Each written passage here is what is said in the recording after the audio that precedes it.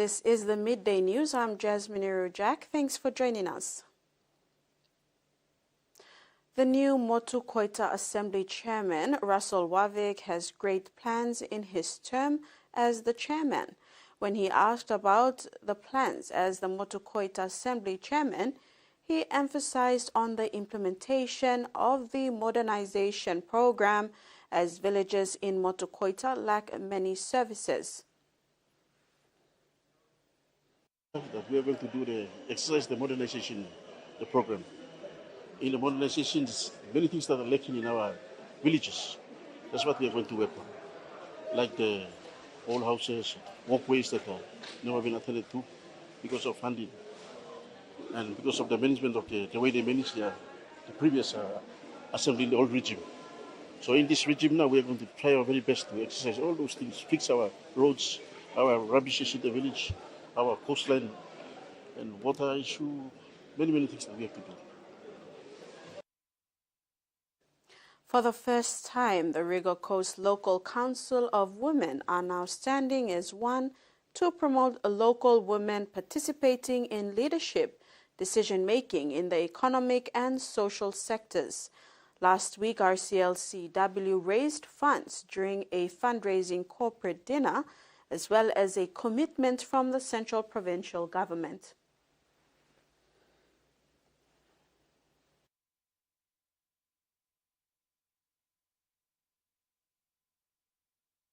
Know that every contribution you make is planting seeds that will grow into future leaders, change makes, and empower women.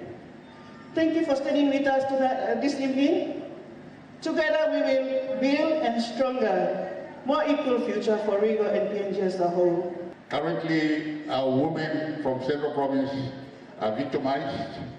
They have every right to stand up and talk to the media to try to tell the nation that they are here, not only looking at the economical side of things, but they also here to stand up and speak for the women of Central Province in terms of situations like that. So hopefully that will be done in the near future.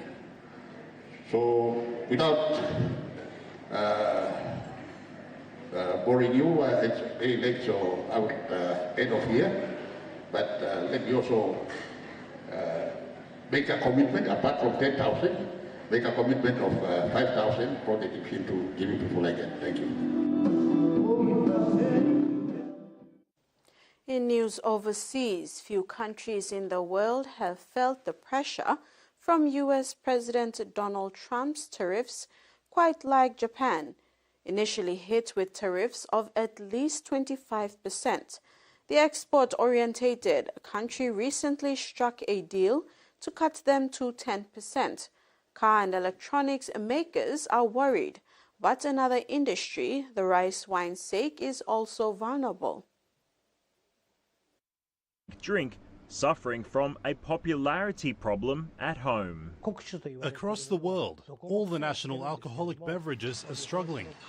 At sake breweries in Yamagata Prefecture, workers are scurrying to ensure sake is ready for delivery. It's a popular gift during the hot summer months. But the reality is domestic sake consumption is only a third of what it once was. Sake consumption has been falling quite a lot. Sake is becoming less and less familiar to young people, who nowadays tend to drink low-strength, sweet alcoholic beverages. It's not all bad news. Exports have boomed over the past decade, riding on a surge of Japanese cuisine. They make up around 10% of sales, and many breweries want to double that. But that's now an even greater challenge, with new tariffs from the US, Japan's most important market. Raising tariffs may strangle US domestic consumption. Sake sales have flatlined since President Trump's tariffs were first announced in April. A recent deal saw these taxes drop from 25 to 15%, but it's still costly. In the US, they sell our sake several times higher than our wholesale. We want to reach as many people as possible. Sanctions aren't the only price problems for sake. Here in Japan, there's a rice shortage.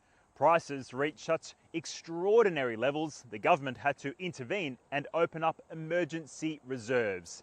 But the damage had been done. Sake rice up 30% in a year. That's unprecedented. Sake breweries have no choice but to raise the cost of their products, putting a lid on affordable sake. Thailand and Cambodia are set to hold talks after days of deadly border clashes killed at least 35 people and prompted concerns of all-out war. Talks between the two Southeast Asian nations are expected to go ahead today in Malaysia, even as both sides accuse each other of launching fresh artillery strikes across contested areas. Acting Prime Minister Phumtham Wechayachai would lead the Thai negotiating team, the government announced in a statement on Sunday night. Malaysia, which chairs the ASEAN Regional Cooperation Forum, has informed the Thai government that Cambodian Prime Minister Hun Manet would also be attending the talks. The statement said on Sunday U.S. President Donald Trump said he had spoken to both leaders and believed that both sides want to make a deal. Fighting fires in the tropics comes with challenges unlike anywhere else in the country. In Darwin, a new squad of firefighters has just completed 20 weeks of grueling training. 5 long months coming to an end with a bang. These 12 recruits are celebrating the culmination of their firefighter training. Surreal, incredible. It's been a long 20 weeks, but it sure has gone quick, this last part especially. A lot of emotions, but just trying to keep them in for now until the very end.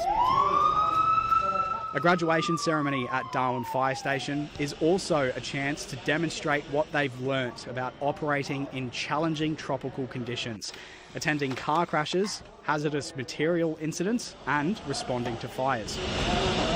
We have 26 locations across the Northern Territory and we protect the major corridors leading in and out of the Territory, providing response capability in urban and peri-urban areas. The fire service now stands alone from NT Police and cooperates with the rural firefighting service. For some, becoming a firefighter is a lifelong dream. For others, it's a chance to do something different while giving back. If I had have even considered firefighting as a career before I did my nursing degree, I would have jumped straight into this. Yeah, it's incredible. Great career choice. Getting 12 pretty ordinary people and at the end of it, you know, getting 12 really good firefighters is, we're all a bit proud when they graduate, so it's good. The new recruits are set to officially begin with the service in August. Back home in sports, the Gabadi constituency in Central Province came alive over the weekend as the Isimo Cup was officially launched in Pinu village. The 6-weekend tournament will see rugby and netball unite 7 communities across the district. The Isimo Cup tournament was officially launched at Pinu village in the Central Province over the weekend.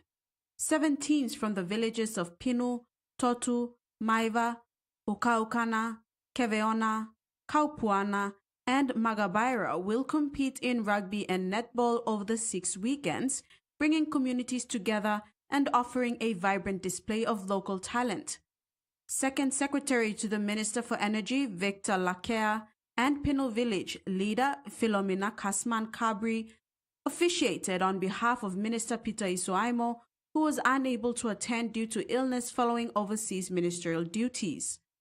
Kabri thanked Minister Isimo for his sponsorship of 20,000 kina and encouraged all participating teams to uphold sportsmanship. The tournament, she noted, was a unifying force for all villages in the Gabadi area. Carriacou Electoral Officer Gabriel Toro described the event as the first of its kind in the constituency and encouraged youth, men and women to stay healthy and use the tournament as a platform to display their skills. He also advised young people to avoid illicit substances and embrace positive values like discipline and friendship. Representing the minister, Victor Lakea reaffirmed Isimo's commitment to supporting youth and women in Karakou through sports, business, and faith-based programs. And that ends our midday news. Do join us at 6 p.m. for more news and sports. Bye now.